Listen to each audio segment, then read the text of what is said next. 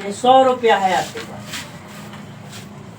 100 रुपया हम आपके पास दे रहे हैं, 2 आदमी में बांटना है। और दोनों आदमी के बीच जो है 2 रुपया का अंतर होना चाहिए। अंतर कितना होना चाहिए? 2 का। कैसे बटिएगा? हम क्या लिखे हैं? चलते चलते या रास्ते में पूछे जाने वाला प्रश्न। कहीं भी आपसे कोई पूछ सकता है, जैसे आपकी बाबू पढ़ रहे हैं तो बताइए कि 100 रुपया है और 2 आदमी को बांटना है और दोनों आदमी में 2 रुपया का अंतर होना चाहिए, तो कैसे बांटिएगा? बोलिए। कुछ करना नहीं है इसमें।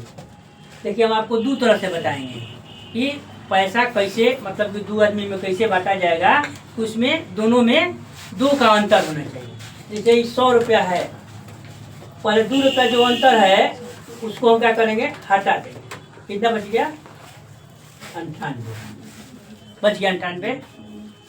अब 98 में 2 से भाग दे देंगे। कितना आएगा? 2 से भाग दीजिए, 49 आएगा। तो एगो को 49 रुपया दे दिए, एगो को हम 49 रुपया दे दिए, एगो को 49 में 2 जोड़ देते हैं। 49 में एगो 2 जोड़ दीजिए तो कितना हो गया? आ गया। दोनों में आया समझ में? हैं? मान लीजिए आप तो एगो 2, अब क्या कीजिएगा? मान लीजिए और तरीका है। 100 रुपया है तो 100 रुपये में क्या करेंगे? एक बार हम 2 को जोड़ देंगे तो कितना हो जाएगा? 102 होगा। और फिर 2 से भाग दे देंगे तो कितना होगा? 51। काउंट किया गया। और एक बार क्या करेंगे? 100 में 2 से घटा देंगे तो कितना आ गया? 98। और फिर 2 को भाग देंगे तो कितना आ गया? तो जब ऐसा आपसे कोई क्वेश्चन पूछेगा तो आपको कैसे बनाना है? 100 रुपया है आपके पास, आप कहेगा कि 2 आदमी में बांटिए और दोनों में 2 रुपया का अंतर होना चाहिए।